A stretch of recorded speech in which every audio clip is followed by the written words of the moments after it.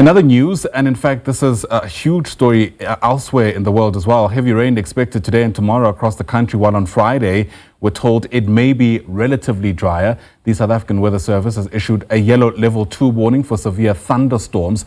All of this, of course, taking place whilst elsewhere in the world, mostly in Jamaica, there's anticipation of what is being described as the strongest hurricane in Hurricane Melissa to make landfall there. SABC News Meteorologist Joe Guy is with us to get us a sense of how things are looking. And perhaps, Joe, we'll start here at home. Good to see you, by the way. I can see there's a level 2 warning in parts of the country. Take us through the likelihood of this impact. Yes, so we are going to see fairly strong rains this afternoon for the northern and eastern parts of the country, but better chances are actually on Wednesday, tomorrow, for the eastern parts. We will be looking at that. And we have the warning, indeed, level 2 warning for severe thunderstorms for parts of the northwest, Free State, maybe Gauteng and parts of Mpumalanga and KwaZulu-Natal. And as usual, those storms will produce your hail. You can expect a lot of it.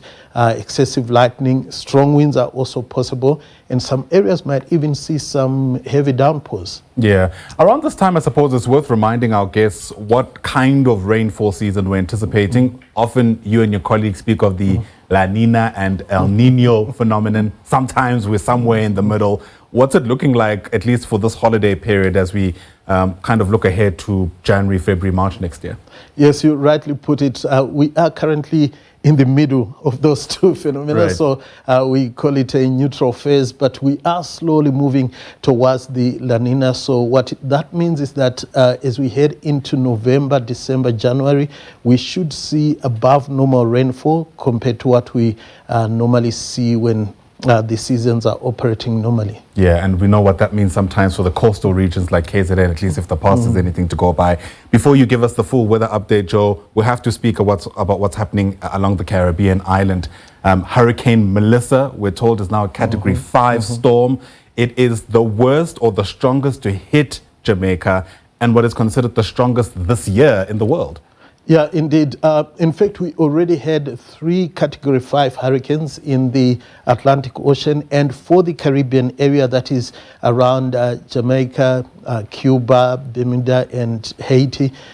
This is the strongest one that has hit that part of the Atlantic Ocean for quite a number of years, and it is expected to hit Jamaica in the next couple of hours, so by evening our time, and very heavy rains are expected. You'll be interested to know that Jamaica, the wettest parts, which are the northern parts, normally receive between 1,000 to 1,500 millimeters of rain throughout the year.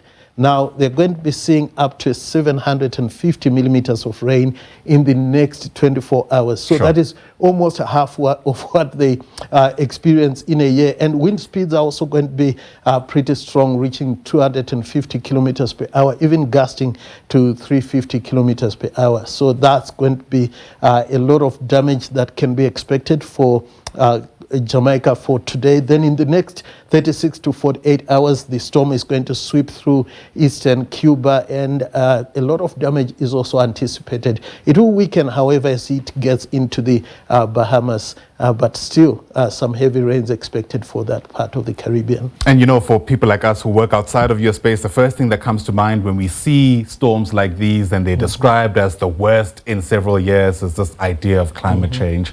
How much does that feature? Is it even, you know, a feature, or is this storm as a result of particular conditions that have made it, let's say, ripe for the kind of rainfall we're seeing? Yeah, so what we are seeing in the Caribbean right now, and even in the Gulf of Mexico, but as Trump would say, Gulf of America, right. We are seeing above normally warm temperatures, sea surface temperatures. So that's a good ingredient for the hurricanes to become severe. And this one has been developing quite quickly. It started off as a Category 3 in the past 48 hours, but over the last 24 hours, it quickly strengthened to a Category 5. So in terms of climate change and global warming, what we are now tending to see is that we are seeing more of these hurricanes, typhoons, and tropical cyclones, which are exactly the same systems and they are becoming more intense. Sure, yeah, and that's really the concern, right? Before you recover from the one, there's another one. Joe Guy, thanks very much indeed. We're certainly keeping a very close eye on this big international news story, of course, making headlines. Several people, by the way, have already died, and the fatalities are being attributed to that storm. So as soon as there's any other updates from around the Caribbean, we'll certainly bring that to you. But with a more focus closer to home, here's Joe Guy with your full weather update.